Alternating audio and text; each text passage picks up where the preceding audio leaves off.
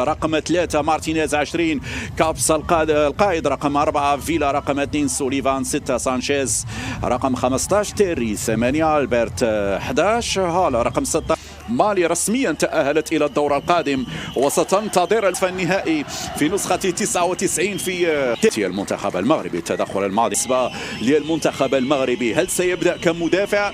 هل سيبدأ بالهجوم لعناصر المنتخب الأمريكي؟ بلاروش يخرج بعد ذلك. نعم بلاروش في الكرات العالية، ولو أن أسلوبنا كرات القصيرة التمريرات القصيرة يا بلاروش. هذه كرة قرب إلى المدافع مارتينيز، يترك لستوكس حارس المغطية هنا من إلياس الحيداوي ممنوع المرور. الحيداوي براطي لاعب فريق النهضة البركانية في انطلاقة من طرف اللاعب بوحدي يلعبها قصيرة للإنسان بعد ذلك 16-0 حتى مع رقم المنتخب الجيد للمنتخب الأمريكي.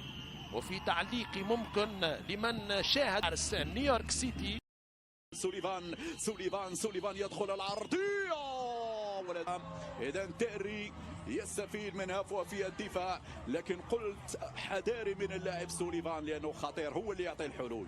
سوليفان هو اللي يعطي الحلول من الجهة اليسرى، فعلا هو اللي مرر الكرة. كان لاعب على لاعب ماتيس يرفع الكرة خطيرة من وليد. ما هذا يا وليد؟ بالعروش في المرمى حمزة بوهادي، بلال سقراط، جوليان هال وماتياس من الدفاع من منصف زكري. كرة نينفشة خطيرة لمصلحة المنتخب، كتلة دفاعية منخفضة ويحاول يضرب بالموت على 8 من منتخبات الفاول.